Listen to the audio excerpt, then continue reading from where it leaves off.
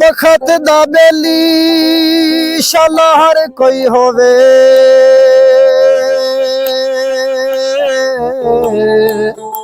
ते शाला बखत ना खावन डोले सज्जन भी आए बने दुश्मन जांदे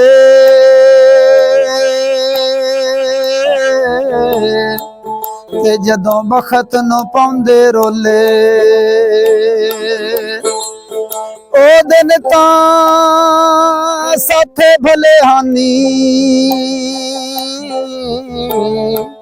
पे जदों सज्जन पे वसदे कोले यार फरीदा सदा बखत निभाओ नहीं रांदे कदी मासे ते कदी तोले।